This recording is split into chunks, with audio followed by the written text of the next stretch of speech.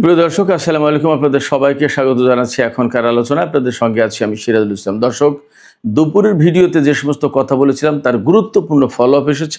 অসম্ভব রকমের জরুরি বার্তা, বলা যায় ব্রেকিং নিউজ। আমেরিকা মধ্যপ্রাচ্য থেকে তাদের সমস্ত নাগরিককে চলে যাওয়ার পরামর্শ দিয়েছে। তার মানে হচ্ছে অনেক বড় কিছু ঘটতে যাচ্ছে মধ্যপ্রাচ্যে। এছাড়া জর্দানের শত শত নাগরিক দেশটির সরকারকে একটা খোলা চিঠি দিয়েছে। সেই চিঠির পরে জর্দান সরকার মহা চ্যালেঞ্জের মুখে। শুধু তাই না, চ্যালেঞ্জের মুখে মার্কিন সেনারা। কি করবে জর্দান সরকার, কি করবে মার্কিন সরকার? এদিকে ইরানের খাতামুল আম্বিয়া হেডকোয়ার্টার্সের commander major general Ali Abdullahi কড়া সতর্কবার্তা বা কড়া হুঁশিয়ারি উচ্চারণ করে বলেছেন, যে সমস্ত দেশ আমেরিকাকে প্রোটেকশন দেবে, নিরাপত্তা দেবে, রক্ষা করবে অথবা আমেরিকাকে সমর্থন দেবে, তার প্রত্যেকটা দেশকে যুদ্ধের পরিণতি ভোগ করতে হবে। তার মানে কি, ইরান কি এই যুদ্ধ মধ্যপ্রাচ্যের বাইরেও ছড়িয়ে দেবে? ইউরোপের কোনো কোনো দেশ কিন্তু আমেরিকাকে সহযোগিতা করছে বা করতে যাচ্ছে। তাহলে এই যুদ্ধ আসলে কতদূর বিস্তৃত হবে? সুপ্রিয় দর্শক, এই তিনটি বিষয় নিয়েই মূলত এখন আমি আলোচনা করব। আশা করি আপনারা শেষ পর্যন্ত সঙ্গে থাকবেন, আলোচনা ভালো লাগবে। আর যদি আলোচনা ভালো লাগে তাহলে লাইক, কমেন্ট, শেয়ার করবেন এবং চ্যানেলটি সাবস্ক্রাইব করে সাথেই থাকবেন।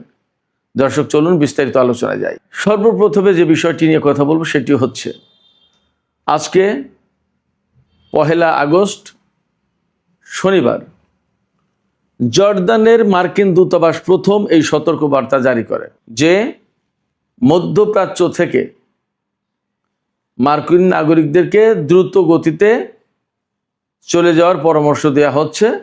তারা যাতে চলে যায়, তার কারণ হচ্ছে মধ্যপ্রাচ্যে অনেক বেশি টেনশন বা উত্তেজনা বিরাজ করছে। এই উত্তেজনা বাড়ছে এবং এর পরিপ্রেক্ষিতে এমন ঘটনাও ঘটতে পারে যে বিমান চলাচল বন্ধ হয়ে যেতে পারে। সেক্ষেত্রে নাগরিকরা, অর্থাৎ মার্কিন নাগরিকরা মধ্যপ্রাচ্য থেকে চলে যাওয়ার জন্য ঝামেলায় পড়তে পারে, বিমান নাও পেতে পারে, আকাশপথ বন্ধ হয়ে যেতে পারে। শুধু তাই না, বাইরের বিভিন্ন অঞ্চল থেকে মার্কিন নাগরিকরা যাতে মধ্যপ্রাচ্য অঞ্চলে সফরে না আসে সেই সতর্কবার্তা বা সেই পরামর্শ দেওয়া হয়েছে মার্কিন দূতাবাসের পক্ষ থেকে। জর্দানের মার্কিন দূতাবাস থেকে এই বার্তা প্রথমে প্রকাশ করার পর ইসরায়েলে যে মার্কিন দূতাবাস আছে সেখান থেকে, তারপরে মিডল ইস্টের সব দেশ থেকে সব মার্কিন দূতাবাস এই একই বার্তা সার্কুলার করেছে, মধ্যপ্রাচ্য থেকে মার্কিন নাগরিকদের চলে যাওয়ার জন্য, সরে যাওয়ার জন্য পরামর্শ দেওয়া হচ্ছে। একটা কথা আমি বলি আপনাদেরকে, যেহেতু ডিপ্লোম্যাটিক ওয়ার্নিংস অর্থাৎ কূটনৈতিক সতর্কবার্তা, সেই কারণে কূটনৈতিক সতর্কবার্তায় এই কথা এইভাবে বলবে না যে এক্ষুনি চলে যান, যুদ্ধ লেগে যাচ্ছে, এমন করে বলবে না।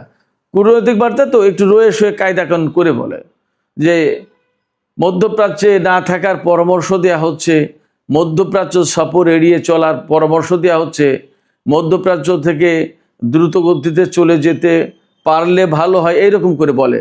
এর মানে হচ্ছে যে আমেরিকা এবং ইসরায়েল ইরানের সাথে যুদ্ধ করতে যাচ্ছে নতুন করে। এটা হলো প্রথম কথা। এই কথা আমি এত স্ট্রংলি কেন বলতে পারছি? এই কথা বলতে পারছি তার আগের বেশ কয়েকটা প্রেক্ষাপট আছে। সেই প্রেক্ষাপটগুলো কি? আমাদের বাংলাদেশটায় গতকাল রাতে মার্কিন প্রেসিডেন্ট ডোনাল্ড ট্রাম্প এবং তার মন্ত্রিসভার সদস্যরা ক্যাম্প ডেভিডে বৈঠক করেছিলেন। সেখানে একেবারে সরাসরি ইরান বিষয় নিয়ে আলোচনা হয়েছে এবং তারপরে মার্কিন সিবিএস নিউজ খবর দিয়েছে, আমি দুপুরে ভিডিওতে বলেছি যে ইরানের উপরে হামলা চালাবে আমেরিকা এবং ইসরায়েল। সেই বিষয়টাই আলোচনা হয়েছে ক্যাম্প ডেভিডে। এখন কবে কখন সেই হামলাটা হবে সেটাই হলো একটা প্রশ্ন। সেই সিদ্ধান্ত ফাইনাল জানানো হয়নি, বাট সেই সিদ্ধান্ত নিশ্চয়ই হয়েছে। এবং আমেরিকা ও ইসরায়েল ইরানের কোথায় হামলা চালাবে? ইরানের বিভিন্ন জ্বালানি অবকাঠামোর উপরে হামলা চালাবে। ইরান বলেছে যে এর পাল্টা কড়া জবাব দেওয়া হবে। মধ্যপ্রাচ্যের বিভিন্ন দেশ, বিশেষ করে পারস্য উপসাগরীয় দেশ কুয়েত, বাহরাইন, কাতার, সংযুক্ত আরব আমিরাত, সৌদি আরব এবং ইসরায়েল, এই সমস্ত দেশের কোন কোন জ্বালানি স্থাপনায়, কোন কোন তেল ক্ষেত্রে, কোন কোন গ্যাস ক্ষেত্রে হামলা চালাবে তার পরিষ্কার লিস্ট দিয়েছে। আমি দুপুরের ভিডিওতে সেটা বলেছি। তার মানে দাঁড়াচ্ছে দুই পক্ষে ভয়ঙ্কর যুদ্ধে লিপ্ত হতে যাচ্ছে এবং মার্কিন সেন্টকম তো 2 সপ্তাহের যুদ্ধের জন্য প্রস্তুতি নিয়েছে বলা হচ্ছে। এই কারণে মার্কিন নাগরিকদেরকে মধ্যপ্রাচ্য থেকে সরে যাওয়ার পরামর্শ দেওয়া হচ্ছে। এই অঞ্চলে যাতে সফরে নতুন করে কেউ না আসে সেই কথা বলা হচ্ছে। এখন এর বাইরে আর একটা বিষয় থাকতে পারে। আমরা দেখতেই পাচ্ছি মধ্যপ্রাচ্যে মার্কিন ঘাঁটিগুলোর কি অবস্থা, মার্কিন সেনাদের কি অবস্থা। অনেক ঘাঁটি অনেক দেশ থেকে মার্কিন সেনাদেরকে সরিয়ে নেওয়া হয়েছে। বিমান থেকে শুরু করে তাদের ক্ষেপণাস্ত্র প্রতিরক্ষা ব্যবস্থা যা যা অবশিষ্ট ছিল অনেক কিছু সরিয়ে নেওয়া হয়েছে এবং পরিস্থিতি ভালো না, একের পর এক হামলার মুখে পড়ছে। সবচেয়ে বাস্তবতা হচ্ছে যে আমেরিকার যে হাইপারসনিক ক্ষেপণাস্ত্র এগুলো ঠেকানোর মতো তো কোনো যন্ত্র, কোনো প্রতিরক্ষা ব্যবস্থা আমেরিকা ইসরায়েলের কাছে নেই। সে কারণে এখন মার্কিন সামরিক বাহিনী রিয়েলি মধ্যপ্রাচ্যে বিপদে পড়েছে। একদম আমরা পরিষ্কার দেখতে পাচ্ছি ইরাকের ইরবিল থেকে পেট্রিয়ট ক্ষেপণাস্ত্র প্রতিরক্ষা ব্যবস্থা সরিয়ে নেওয়া হয়েছে। কেন সরিয়ে নেওয়া হয়েছে? যদি সেগুলো কাজ করে তাহলে কেন সরিয়ে নেবে? সেগুলো অ্যাকচুয়ালি খুব কাজ করছে না। তো এই প্রেক্ষাপটে ইরানের বিরুদ্ধে তাদের যুদ্ধ করার অবস্থা কতটুকু আছে সেটা একটা প্রশ্ন। সেজন্য নানান রকমের হম্বিতম্বি করে ভয়ভীতি দেখিয়ে ইরানকে চুপ রাখার কোনো ব্যবস্থা করা হচ্ছে কিনা সেটাও একটা প্রশ্ন। যেমন মধ্যপ্রাচ্য থেকে সমস্ত নাগরিক চলে যাও, মার্কিন নাগরিক, বিরাট হামলা আসছে, বা ক্যাম্প ডেভিডে বৈঠক হয়েছে, ইরানের উপর হামলা হবে এবং ইরানের জ্বালানি অবকাঠামোর উপর হামলা হবে, এরকম নানান খবর ছড়িয়ে দিয়ে ইরানের ভেতরে একটা ত্রাস, একটা ভয় সৃষ্টি করে দেওয়ার একটা চেষ্টা হচ্ছে কিনা সেটা একটা প্রশ্ন। তবে আকার ইঙ্গিতে যা পরিস্থিতি বোঝা যাচ্ছে তাতে আসলে একটা যুদ্ধের আশঙ্কা তৈরি হয়েছে, এটা বোঝা যাচ্ছে মোটামুটি। মার্কিন প্রেসিডেন্ট ডোনাল্ড ট্রাম্প বলেছেন, সিএনএন তার বক্তব্যের উদ্ধৃতি দিয়ে বলছে যে তিনি একটা বিজয় চান, তিনি শুধু ইরানের বিরুদ্ধে জিততে চেয়েছে। তার মানে কি? যে করে হোক ইরানের বিরুদ্ধে জিততে হবে। কেন জিততে হবে সে ব্যাখ্যা আমি দুপুর ভিডিওতে দিয়েছি। তো এইরকম একটা প্রেক্ষাপটে আমেরিকা আসলে মরিয়া হয়ে উঠেছে ইরানের বিরুদ্ধে এমন একটা হামলা চালাবে যে হামলার পরে আর ইরান আমেরিকার উপর হামলা চালাতে পারবে না, এরপর আস্তে করে সরে পড়বে। মানে এই যুদ্ধ থেকে ধীরে ধীরে বেরিয়ে যাওয়ার একটা ব্যবস্থা করবে, কারণ এই যুদ্ধ আমেরিকার অর্থনীতিকে ধ্বংস করে দিচ্ছে, বিশ্বের অর্থনীতিকে মারাত্মক চাপে ফেলেছে। বিশেষ করে তেল এবং গ্যাসের দাম বেড়েছে এবং তেল গ্যাসের যে পরিস্থিতি হতে যাচ্ছে, এতদিন তো যা ছিল। ইরান বলেছে যদি হরমুজ প্রণালীতে আমেরিকার ব্লকেড যে অবরোধ আরোপ করে রেখেছে, এই অবরোধ যদি অব্যাহত থাকে তাহলে হরমুজ প্রণালী টোটালি বন্ধ করে দেওয়া হবে, কোনো দেশের তেল বের হতে দেবে না। ইরান এই কথা বলেছে। শুধু তাই না, হরমুজ প্রণালী না, শুধু বাব আল মানদেব প্রণালীও একইভাবে বন্ধ করে দেবে। যখন তেল টোটালি বন্ধ হয়ে যাবে তখন যত যাই কিছু করুক না কেন কঠিন হয়ে যাবে ইরানের বিরুদ্ধে লড়াই করে পরিস্থিতির উত্তরণ ঘটানো, পরিস্থিতির উন্নতি করা অসম্ভব হয়ে যাবে। কারণ তেল হচ্ছে লাইফ লাইন। আপনার বিশ্বের অর্থনীতি যদি না বাঁচে কে কয়দিন যুদ্ধ করবে? এবং আমেরিকার কারণে এই ঘটনা ঘটেছে। আমেরিকা যদি ইরানের উপরে হামলা না চালাতো তাহলে তো এই যুদ্ধ শুরু হতো না। এই কথা তো আমেরিকাকে সবাই বলছে, কেউ প্রকাশ্যে কেউ অপ্রকাশ্যে। স্পেনের মতো দেশ যারা নেটো জোটের একান্ত সদস্য, এবং স্পেন তো ইউরোপে খুব বড় অর্থনীতির দেশ না, তারপরেও তারা আমেরিকার চরম বিরুদ্ধে অবস্থান নিয়েছে। এটা তো এমনি এমনি হয়নি।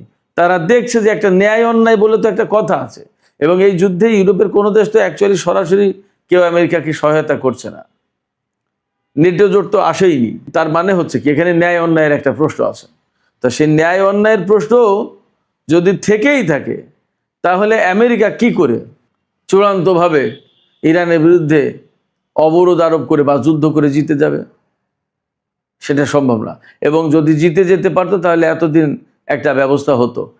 আমেরিকা এবং ইসরায়েলের মতো দেশ যারা বহু বছরের অস্ত্র ভাণ্ডার তাদের হাতে, সেই সমস্ত অস্ত্র নিয়েই তো ইরানের বিরুদ্ধে যুদ্ধ শুরু করেছিল, কিন্তু তারা তো পারেনি। পরমাণু অস্ত্র ব্যবহার করলে তৃতীয় বিশ্বযুদ্ধ বেঁধে যেতে পারে, তার আশঙ্কা যথেষ্ট।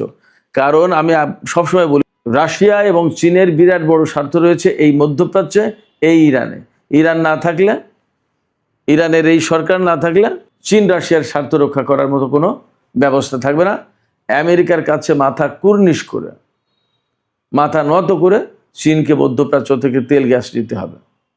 এটা চীন খুব ভালো করে বোঝে। অতএব চীন আমেরিকাকে যা খুশি তাই করতে দেবে না। সুপ্রিয় দর্শক, আমি আলোচনার শুরুতে বলেছিলাম জর্দানের শত শত মানুষ একটি চিঠি দিয়েছে দেশটির সরকারকে, রাজা আব্দুল্লাহকে, জর্দানের রাজা আব্দুল্লাহকে। কি বলেছে সেই চিঠিতে? বিরাট গুরুত্বপূর্ণ কথা। উন্মুক্ত চিঠি, খোলা চিঠি।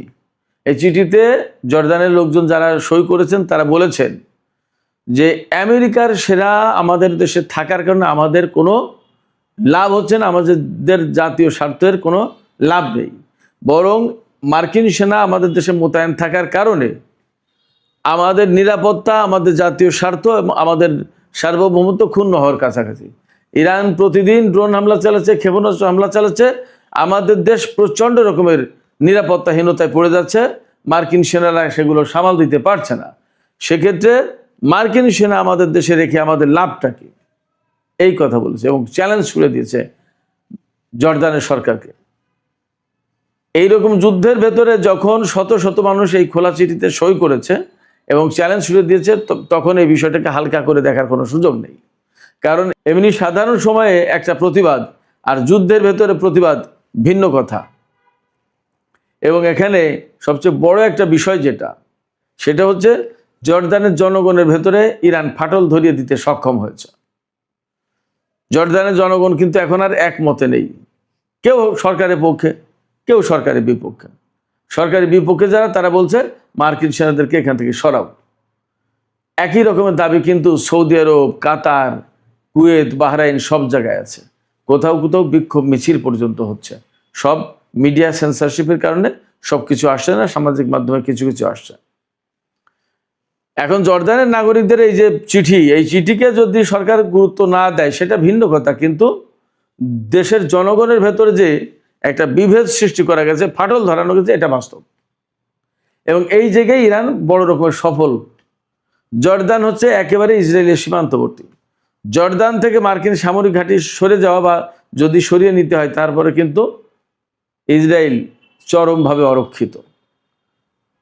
গত 1.5-2 বছরের যে সংঘর্ষ চলছে ইরান, ইসরায়েল, আমেরিকা, ইসরায়েলের উপর যখনই ইরান হামলা চালাতে গেছে এই সংঘর্ষের ভেতরে, তখনই সবচেয়ে বেশি ক্ষেপণাস্ত্র এবং ড্রোন ইন্টারসেপ্ট করার চেষ্টা করা হয়েছে জর্দান থেকে। জর্দানের নাগরিকরা বলছেন, এই চিঠিতে বলেছেন যে জর্দানে যে সমস্ত মার্কিন সামরিক বাহিনী আছে তারা তো আমাদের দেশের নিরাপত্তা রক্ষা করছে না, এরা তো নিরাপত্তা রক্ষা করছে ঘুরে ফুরে যেভাবে হোক ইসরায়েলকে রক্ষার চেষ্টা করা হচ্ছে। তা আমরা আমাদের দেশে মার্কিন সামরিক বাহিনীকে রেখে আমাদের দেশকে ক্ষতিগ্রস্ত করে কেন ইসরায়েলকে রক্ষা করার ব্যবস্থা করব, কেন রক্ষা করব? একটা দেশের সমস্ত মানুষ তো আর অন্ধ হয়ে যায় না, কিছু মানুষের জ্ঞান বুদ্ধি বিবেক থাকে জাগ্রত। এই যে চিঠিগুলো যারা দিয়েছে তারা কিন্তু সবাই যে ফিলিস্তিন থেকে আসা উদ্বাস্তু মানুষ তারা না। ফিলিস্তিনি জনগণ আছে, অরিজিনাল জর্দানের অধিবাসী যারা, তারাও দিয়েছে। সেক্ষেত্রে এই চিঠি অত্যন্ত তাৎপর্যপূর্ণ এবং গুরুত্বপূর্ণ। মধ্যপ্রাচ্যের জন্য বার্তাটা মোটেই ভালো না। মোটেই ভালো না বলতে জর্দানের রাজার জন্য ভালো না। এই রকমভাবে কোন কোন সময় যে কোন কোন দেশে আরও চিঠি আসে এবং কোন কোন দেশের মানুষ বিস্ফোরিত হয়, বিক্ষুব্ধ হয়ে মিছিল শুরু করে দেয় এবং কি হয় আসলে বোঝা যাচ্ছে না। মধ্যপ্রাচ্যের পরিস্থিতি কিন্তু খুবই টালমাটাল। অনেক আলোচনাও আছে এরকম যে মধ্যপ্রাচ্যের যে সমস্ত রাজতান্ত্রিক শাসন ব্যবস্থা, সেই সমস্ত জায়গায় কোনো বিক্ষোভ টিক্ষোভ শুরু হয়ে যায় কিনা, এই শাসকদের বিরুদ্ধে জনগণ ক্ষেপে ওঠে কিনা, এরকম নানা আলোচনা আছে। জানি না কখন কি হবে, বাট এই ধরনের আলোচনা আছে। তবে চূড়ান্তভাবে বাস্তবতা হচ্ছে যে ইরানের সাথে আমেরিকা এবং ইসরায়েল যুদ্ধ করতে এসে মধ্যপ্রাচ্যে আসলে তাদের অবস্থান মারাত্মকভাবে ক্ষুণ্ণ করেছে, ঝুঁকির মুখে ফেলেছে। এবং ইসরায়েল সবচেয়ে ভয় পাচ্ছে এটা যে আমেরিকা যদি এই মধ্যপ্রাচ্যে টিকতে না পারে তাহলে তার অস্তিত্ব থাকবে না, সে কিন্তু খুবই নড়বড়ে অবস্থায় পড়ে যাবে, ঝুঁকির মুখে পড়বে। এই জন্য বারবার চেষ্টা করছে নেতানিয়াহু আমেরিকাকে দিয়ে যুদ্ধ করে ইরানের অস্তিত্ব নষ্ট করে দিয়ে ইরানের এই সরকারের পরিবর্তন আনা, ইরানের সামরিক বাহিনীকে ধ্বংস করে দেওয়ার চেষ্টা করা। যদিও সেটা এখন পর্যন্ত সফলতার মুখ দেখেনি এবং আদৌ সেটা সফল হবে কিনা সেটা একটা বড় প্রশ্ন। এই যে ইসরায়েল এবং আমেরিকা ইরানের সাথে যুদ্ধ করতে আসলো, এতে প্রকৃতপক্ষে তারা ক্ষতিগ্রস্ত হয়েছে। কীরকম? ধরুন যুদ্ধের আগে হরমুজ প্রণালী খোলা ছিল, যুদ্ধ শুরু করলে হরমুজ প্রণালী গেল বন্ধ হয়ে। যুদ্ধের আগে মার্কিন সমস্ত